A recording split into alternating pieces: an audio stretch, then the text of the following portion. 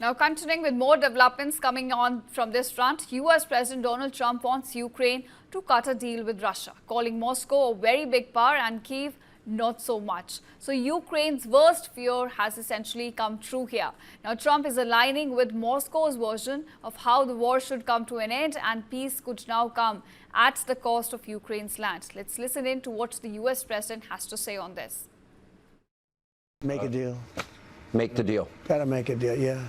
Look, Russia's a very big power, and they're not. They're great soldiers, or they have great, but, you know, they also had the best equipment. You know, they had our equipment. You know, they're fighting a big war machine, and we, I think, are close to a deal, but I don't like saying it. I always say, if I'm really close, I say 50-50, because so many things can happen.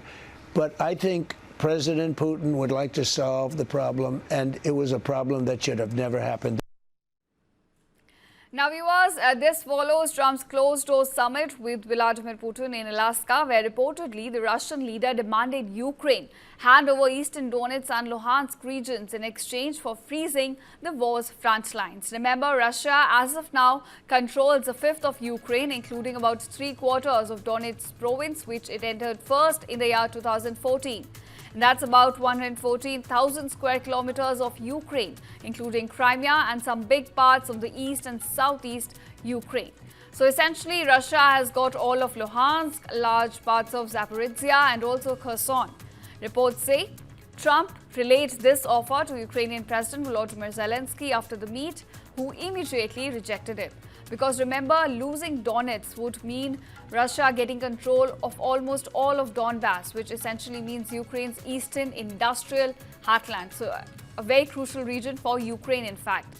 But despite earlier calls for ceasefire, Trump now seems to be backing Putin's push for a direct peace deal. No ceasefire, no pause in fighting on the ground. On Truth Social, Donald Trump wrote, and I quote him here, "A peace agreement is better than a ceasefire, which often fails." But Zelenskyy soon fired back, saying that stopping the killing is key to stopping the war. However, he's all set to meet Donald Trump in Washington on Monday. This meet may include European leaders as well, we're given to understand, and it could also potentially pave way for a three-way summit with Putin.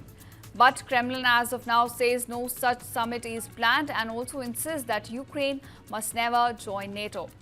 So viewers, the big question here to ask is, if Donald Trump's serious about this potential deal, it could mean Ukraine surrendering some parts of its country just to end the war.